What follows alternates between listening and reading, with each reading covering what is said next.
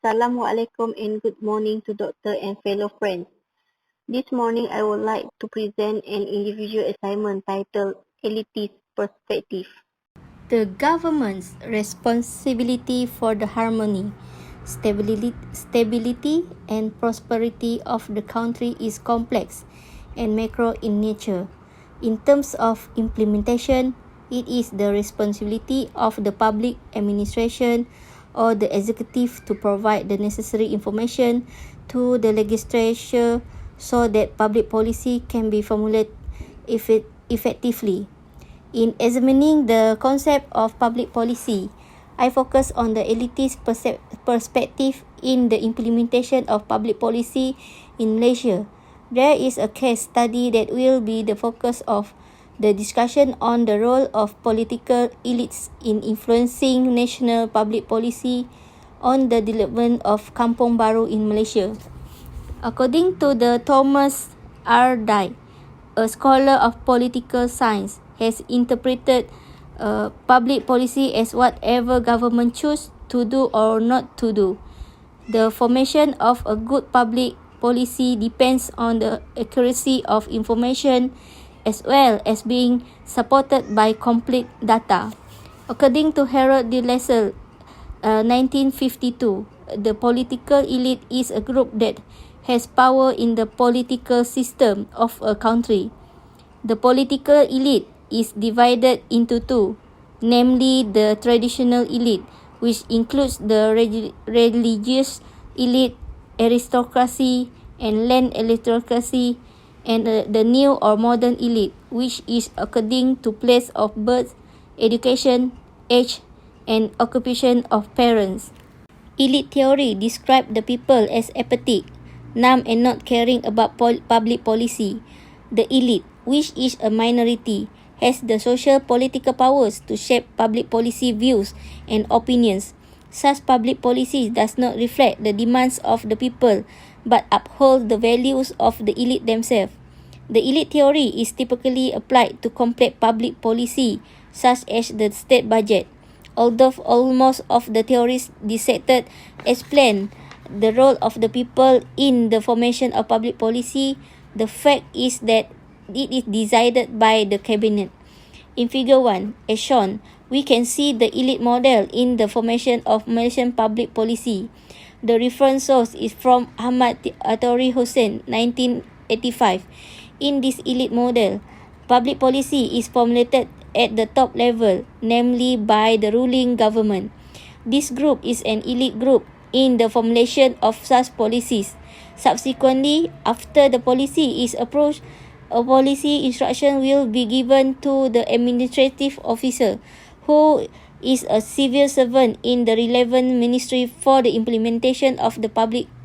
Next, the administrative officer will implement the policy for the people who are directly involved in it. In this elite model, we can see that policy instruction implementation is top to down. The policy does not necessarily reflect the will of the people or the will voiced by the people to the ruling government. In the political system of a country, the influence of elite group is very large. In fact, the policy made and implemented are more reflective of the interests of the political elite itself. To implement the policy, the political elite will give instruction to the administrator, bureaucrat. Here, public policy are not based on the demands and demand of the people, but rather on the interest of the elite itself to remain in power. Referring to the finding of T.R. Pockerell study 2019, he stated that elitism is the concept that an elite should lead a society or organization. There are several important elements in implementing elite theory. Among them are 1. Power. In a country, there are those who are powerful and controlled by others. Those in power are able to influence and shape the value of society through public policy, but most other citizens do not determine policy. Second, amount. only a minority is in power compared to the majority. The number that rules does not represent the number that is ruled. Third, mobility, the movement of the lower class, non-elites, to achieve elite position, move slowly and continuously to preserve stability and prevent revolution. Only those who have set basic elite opinions can be accepted into the elite circle. The elites share the opinions of many of the basic value in the social system and for the maintenance of the system. Next, elite value. Public policy symbolize elite value and aims to maintain the elite values themselves, but it is not not a demand from the people. The people do not influence the political elite, but the political elite influence the people. And then the last one is degree of apathy. The activism and enthusiasm of the elite depend on the degree of apathy of the people. The more apathetic the people are, the easier it is for the elite to dominate and influence them. The implication of elite theory is: first, public policy only symbolizes the choice and will of the elite, not the will of the people. Second, according to this theory, public policy only makes a few amendments or modifications, but they are rarely replaced. If the situation is desperate and will threaten the position of the existing political system, then the political elite will take step or action in their own interest, including renewing existing policies to preserve the position and system they practice to maintain their status quo in the existing political system. Third, the policy is not the responsibility of the people, but the responsibility of the elite for the shape of the elite themselves. The people do not determine any form of public policy, but are determined by the political elite to be implemented on behalf of the people. Fourth, the role of people is only at certain times, such as in election. At this time, the people have the opportunity and the role to choose and determine who will be in power. And the last one, the stability and survival of the elite system depend on the voice of the people. The people have the power to retain the current leader of government and continue to provide support as well as elect them, the elite, in the next election. To better understand the elitist perspective in public policy formulation, I would like to provide a case study. The title of my case study is The Role of Political Elites on National Public Policy, a case study in the development of new village in Malaysia. The history of new village in Malaysia. The terms new village refer to village created during an emergency where it was a military strategy under the Bridge Plan 1948 until 1960 to counter the threat of communist terrorists at the time. During the period, a total of 382 new villages were created, while 48 existing villages are absorbed into this plan. The number of Kampung Baru has changed over time, from 480 villages recorded in 1954 to 450 villages in 2005. In 2009, a total of 113 Kampung Baru Rangkaian and 44 Kampung Bagan were included in the list of Kampung Baru, making the total number of Kampung Baru in Peninsular Malaysia as many as 607 villages. In 2015, the list of Kampung Baru was revised, resulting in 613 settlements, 436 of which were Kampung Baru, 134 Kampung Baru Rangkaian, and 43 Kampung Bagan. Kampung Baru is a post-war human settlement established to oppose communist threat. It is a Chinese community settlement located outside the local authorities' operating area. Kampung Bagan is a fishing community where most of the residents are Chinese. The role of political elites in formulating and implementing public policy.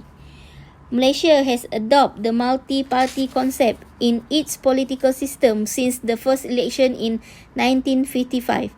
Based on the concept of first past the post, Malaysia's main political party, consisting of three party components representing the country's main race, has formed a coalition of political parties, namely Barisan Nasional, known as the Perikatan Party before 1973. The United Malay Nation Organization (UMNO) is a party that represents the Malays.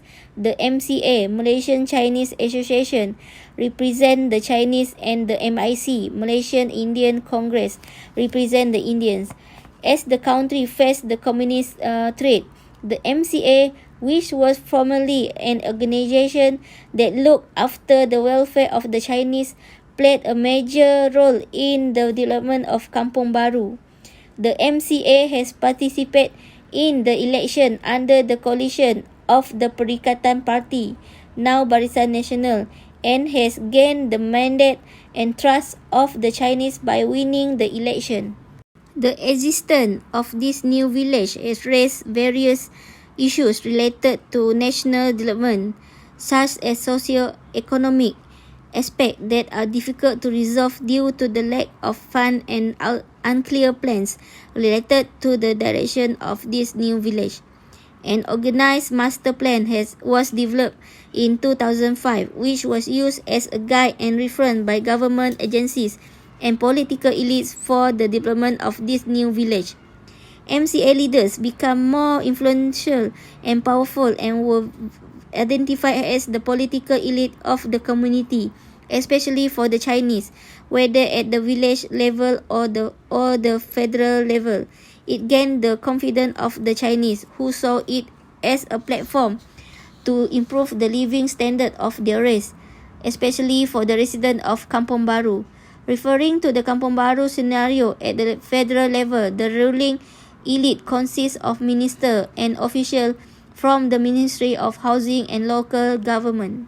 At the federal level, Kampung Baru is placed under the responsibility of the Ministry of Housing and Local Government and has been under its portfolio since 1974. Table 2 shows the ministry responsible for the affair of Kampung Baru from 1972 until the present. The development of infrastructure and socio-economic growth in the country has had a great impact of Kampung Baru, especially on the village located close to the city. MCA has played a role in developing in Kampung Baru Master Plan. This master plan has provided benefit to the Chinese residents residing in Kampung Baru, such as the Kampung Baru Development Program, Home Improvement Program, and Kampung Baru, and the Special Loan Scheme Program has been introduced. These programs have benefit and improve the quality of life of the residents of Kampung Baru. Starting from the Second Malaysia Plan, 1971 to 1975, Kampung Baru continued to be recognized as part of the country's mainstream development. The funding allocation for Kampung Baru can be seen in Table 3 as shown. Here it can be seen that the role of the ruling elite in local and national politics has succeeded in convincing the policy makers to obtain allocation for the Kampung Baru Development Program. The role of the MCA political party in the main component of the ruling Barisan Nasional can be linked to the success of obtaining Kampung Baru development allocation in Malaysian plan. This can raise the image of the party and local political leadership among the Chinese residing in Kampung Baru. It also shows that MCA political relationship with UMNO, whose leader is the Prime Minister, has benefited the local elite and further strengthened their position at the village level. In conclusion, public policy is a program or project planned by the government that has a specific purpose and goal. From this elite theory, there are some important truths about reality for us to be aware of, among which this elite theory is in silence has actually led to division in society due to power. The elites use elite value in public policy to maintain elite values themselves. But it is not a demand from the people because the people do not influence the political elite. But it is the elite that influence the people. It is not surprising that most public policies reflect the will of the elite rather than the will of the people. Public policies that are supposed to bring benefit to the people already belong to the elite and cause increased monopolies and manipulation of the people by the elite. That's all from me. Thank you.